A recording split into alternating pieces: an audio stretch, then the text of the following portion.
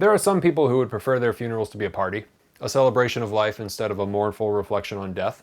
And hey, fair enough, you know? There's all sorts of different cultural customs for funerals. It varies wildly. But what would happen, you know, the book seems to ask, if your friends took it a step further, and your corpse was lifted from the casket and fed cachaça, and paraded through the neighborhood on the arms of your drunken friends for one last bender? Through all your old watering holes and bars, visiting friends and lovers, and saying goodbye to everybody on your way off to wherever it is you may be going. I'd say you might want to stop drinking, but anyways, that's the premise of today's book. Better than food, man. Good afternoon, everyone. Welcome to Better Than Food Book Reviews. I'm your host, Clifford Lee Sargent. Great to see you as always. Hope you're doing well. Get that coffee. Just a little one today. Delicious. Little espresso from Ethiopia. I'm flying already. All right, what do we got? House cleaning. Very soon for patrons on Patreon, I will be reviewing Black Sun, The Brief Transit and Violent Eclipse of Harry Crosby by Jeffrey Wolfe. This is a biography. Man, this is so good. This is a biography of an outrageous individual who was a publisher of Joyce, Hemingway, who he was friends with, godson of J.P. Morgan, Harvard student, ambulance driver in World War I, outrageous spoiled brat rich kid in Boston, philandering expat in Paris, and eventually murderer.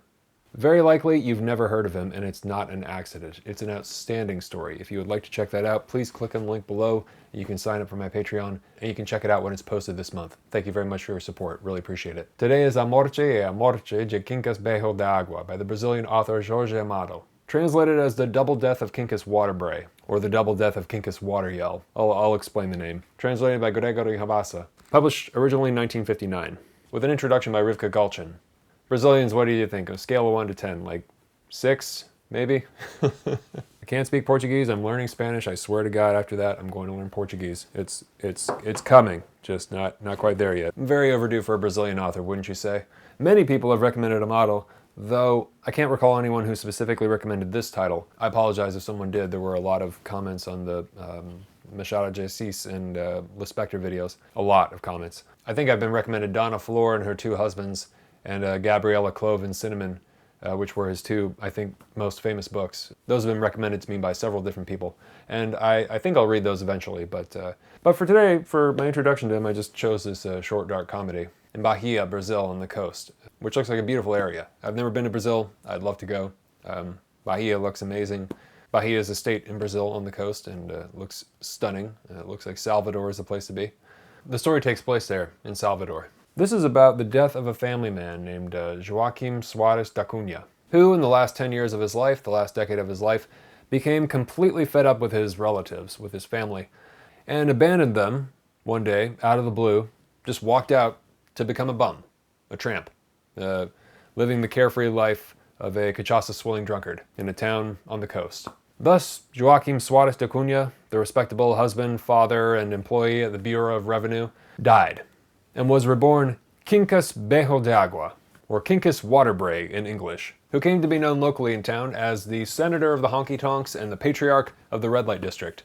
He had all sorts of names, actually. He's quite popular. We're told the nomenclature Berro d'Água, or Water-Bray, came from a moment at a bar when Quincas, wants a drink, goes up to the counter, and spots what appears to be a full glass of cachaça sitting next to the bottle. And he grabs it, downs it in one gulp, and then screams, "Agua!" cursing the bartender, as it turns out that it's just water. It's not cachaça.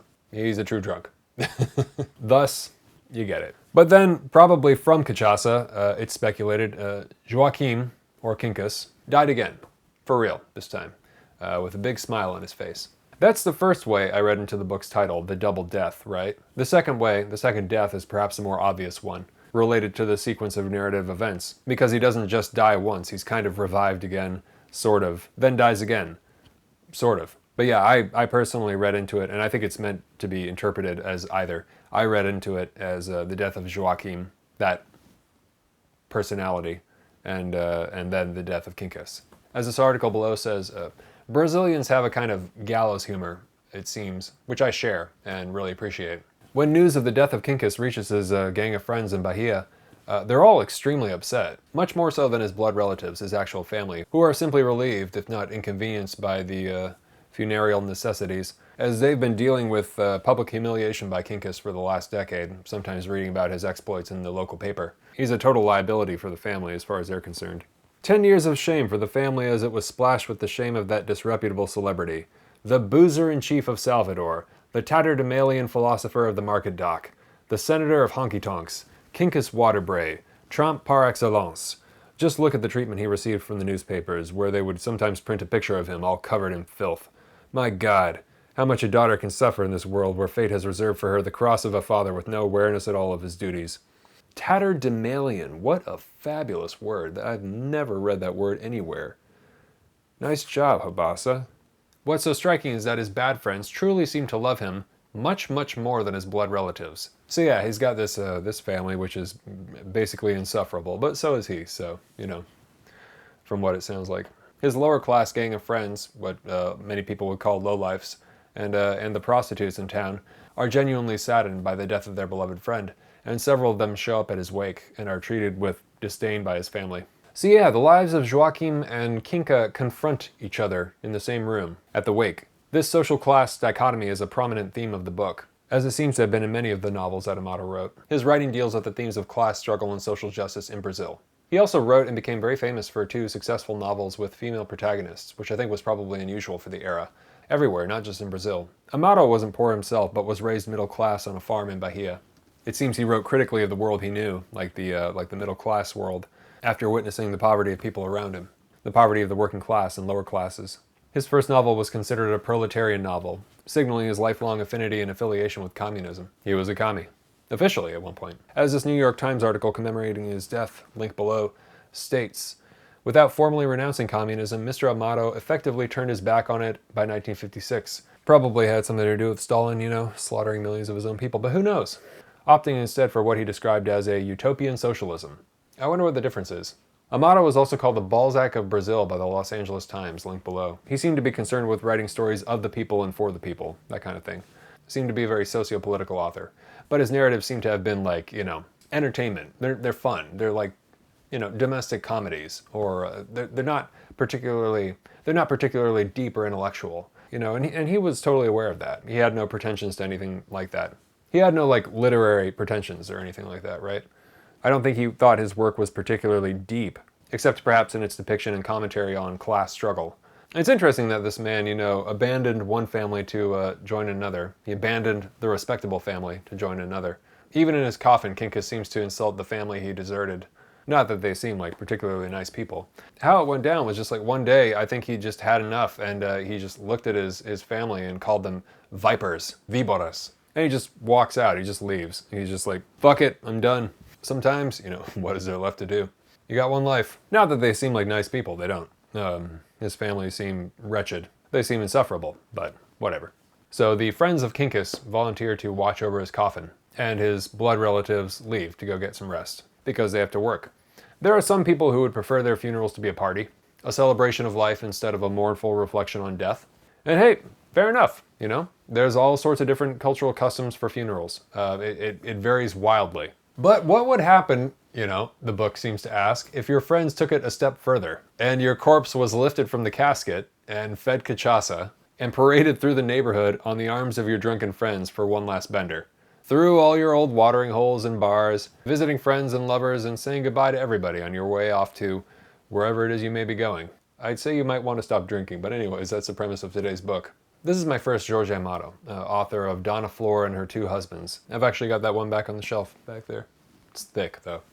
And another one I've been recommended called Gabrielle, Clove and Cinnamon, which is a very nice title in English. Jean-Paul Sartre, another commie, called it the best example of a folk novel. Amado was born in the state of Bahia in Brazil, which looks absolutely stunningly beautiful, and I would love to go and check it out. Shout out to anybody watching from Bahia. That's where this story takes place, in Salvador.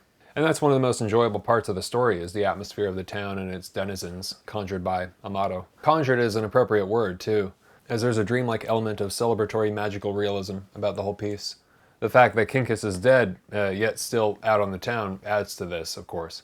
As the Wikipedia page says, it shares many similarities with the film Weekend at Bernie's, which I haven't seen, but I've seen clips from. And yeah, it seems, yeah, that's about right. So yeah, the book definitely concerns itself with the haughty pretentiousness respectability and society and social class and responsibility.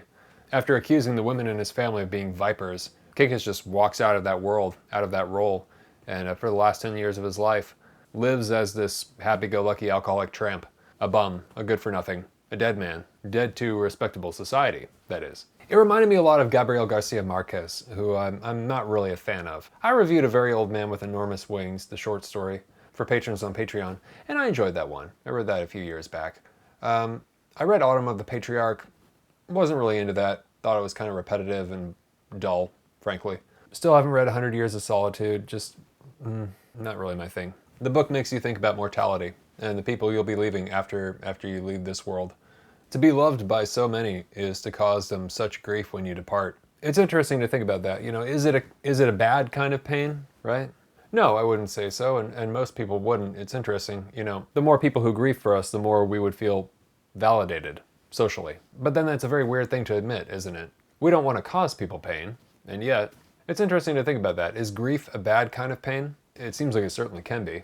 What a strange thing. Grief is a strange thing. Funereal gestures are a strange thing. Both are fascinating, fundamental, and necessary to us, but they're not particularly well understood. I find the experience of both of them fascinating.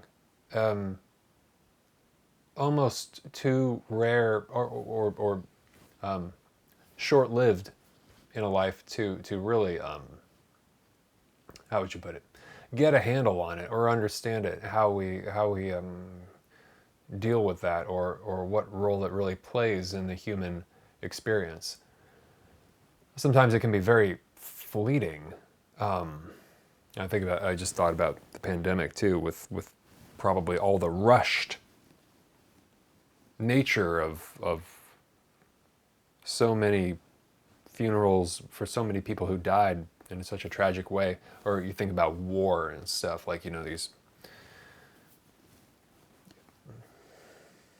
you know, people who deserved much more space for honoring their life and presence, you know, who didn't get it.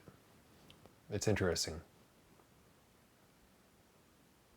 Because somebody just, in that case, you know, somebody just vanishes, which makes us very uncomfortable. Because we all want to know our role in the narrative of existence in this certain time and place. And when you have kind of catastrophic situations like that, wherein you don't get that honoring, that placement in the fabric of the human narrative, it's almost like there's this kind of a haunting, unfinished business, you know? There's no closure. And I know that closure is not really... Closure is kind of a myth. Closure is kind of a human construct. The dead certainly don't care, but, you know, they would if they were alive, which is interesting to think about in and of itself. Anyways, there you go. Overall, I was underwhelmed. It seemed very light. I think I would have enjoyed the book much more when I was like 20, something like that. There's nothing particularly challenging or innovative about it, other than the kind of off-kilter magical realism and gallows humor to the whole thing. Nor is there meant to be, though, I don't think. It's pretty straightforward entertainment. Amado openly states that he's not a super intellectual writer, right? He writes entertaining novels with socio-political themes championing the underdogs of society. The downtrodden and dispossessed, as the article below puts it. Reminds me a bit of Steinbeck, actually. A little bit of Marquez, a little bit of Steinbeck. Yeah, somewhere in there. I don't really care for either of these authors, you know. Steinbeck, I read East of Eden. It was okay. They're not bad, per se, just kind of lightweight, in my opinion. You know, it's like, it's good gateway material, but it's not like life-changing stuff, you know. I mean, there are other Brazilian authors, like Machado de Assis, who inspired this book, for sure, that are more worth your time, in my opinion. Unless you're looking for something light, in which case, hey, you know, pick it up, absolutely. I mean, you'll read it in a day or two, and it's goofy, and it's original, especially for the time that it was written. So if you like dark comedy and it sounds up your alley, it probably is. So I'd recommend you pick it up. But if you wanted something that was like, whoa, then you want to pick up the posthumous memoirs of Bras Cubas or something by Liz Spector, for sure. Which Galchen, you know, who wrote the introduction, has said, like, you know, yeah, she's kind of like saying, like, oh, you know, Usually people talk about them when they talk about Brazilian literature. Well, there's a reason for that. They're fucking amazing.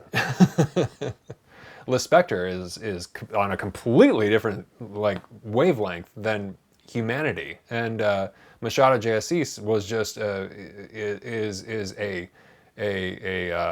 genius at dark humor, you know, and also totally innovative in his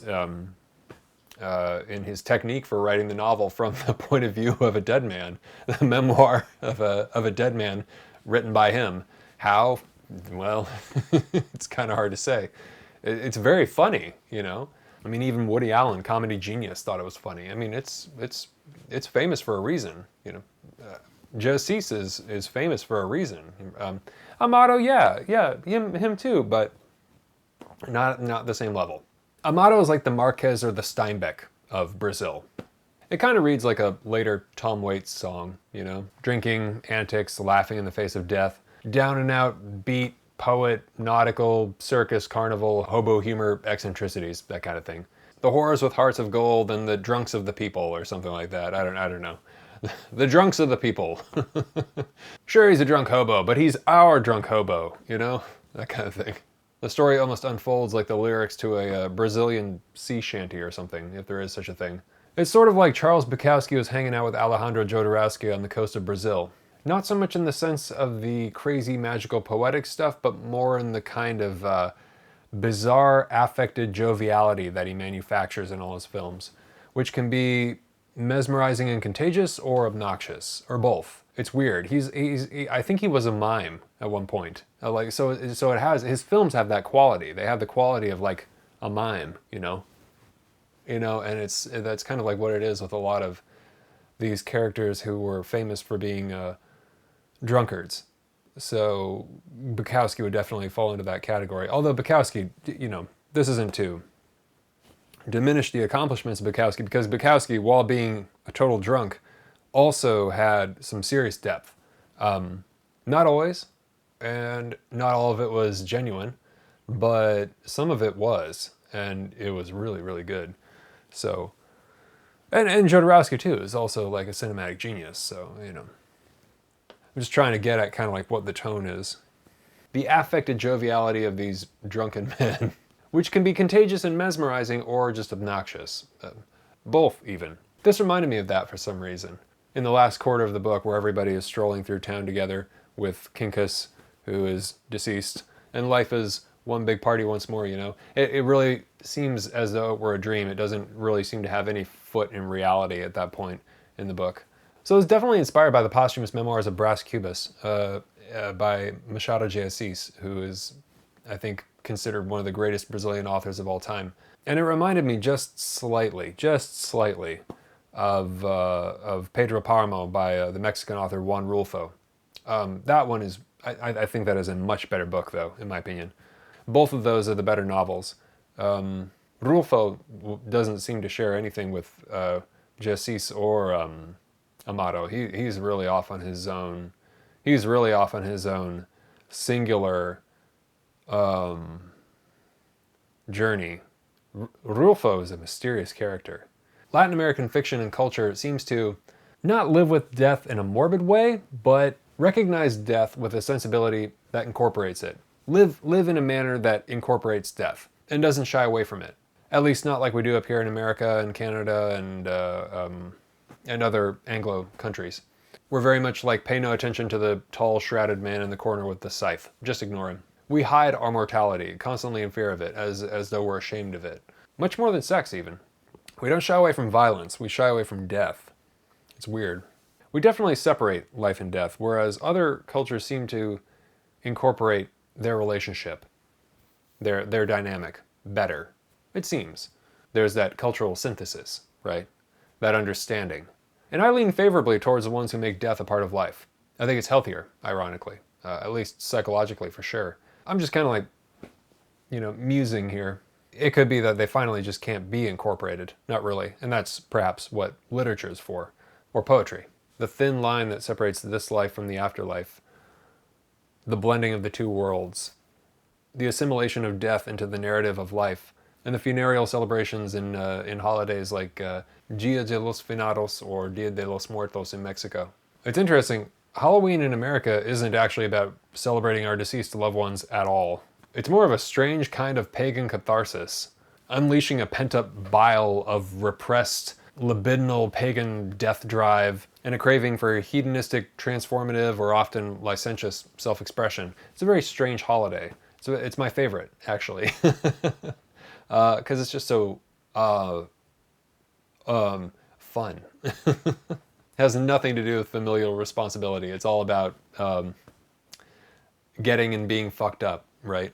But yeah, on the subject of Latin American fiction, I don't want to subsume Brazil into the nebulous title of Latin American fiction, right? Because Brazil has the largest population of Latin America. It's huge. It's enormous. It's its own, like all the other countries, totally unique and different culture and world. Many worlds. With so much terrific literature, art, and music. You want to talk about death and music and Brazilians? Well, for metalheads, the origins of black metal. Sure, you've heard Celtic Frost and Bathory, right? The Europeans. But have you heard Sarcophago? Now that was the most evil sounding black thrash, death, black metal band, whatever. From Belo Horizonte. I mean, legendary. Legendary. Like they were the best, in my opinion. They did it the best. They were so aggressive. I love them. They're one of my favorites. INRI, it's like the black unholy masterpiece of black thrash. I mean, what time signatures? I mean, that's the only band, the blast beats of the drummer, like they don't even, nothing is hitting on time, yet they all seem to know exactly where to go. And so you just have this complete, just this aural hurricane of unholy malevolence. I love it. It's all just like pitch shifted and evil. I mean, it's dirty. It's fucking, oh my God. It's like they're guided by the hand of Satan, and somehow they all just like hit the right point together. It's a complete and utter mess, and it's perfect.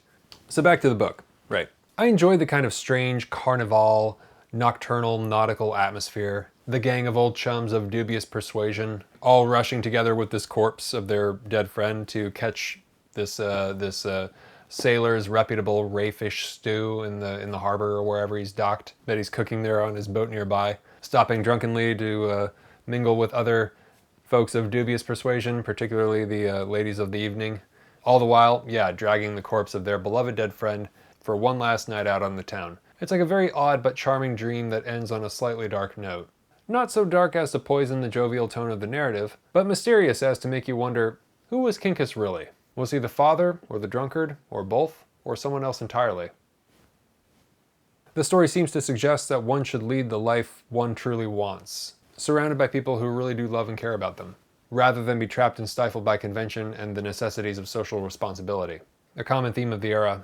But if you read Joan Didion, you'll see that it kind of, I'm thinking of Slouching Towards Bethlehem, you also realize that you can't just, it's not that easy, right? It's not that simple. Having seen my hometown espouse these kinds of ideals that would probably fit in with the notion of utopian socialism, having seen my hometown, my home city, literally deteriorate into a pit of drug addiction, insanity, and homelessness, I know personally, from firsthand experience, the world does not, in fact, reward someone in such simple romantic terms at all. I can appreciate the sentiment.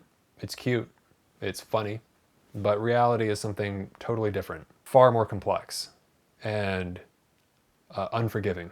It's one thing for a 19-year-old kid, in the Beat generation to act like Jack Kerouac. It's another thing to realize that Kerouac, who was a world-famous author internationally with movie star good looks, died down the street from where I'm at this very moment at the hospital at the age of 47, while he was living with his mother at his mother's house up the street, complaining about a disgusting hernia near the end of his life and just drinking himself to death.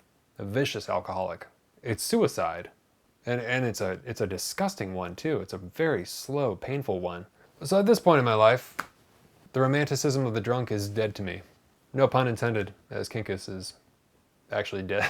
So not bad, but not better than food. Not for me.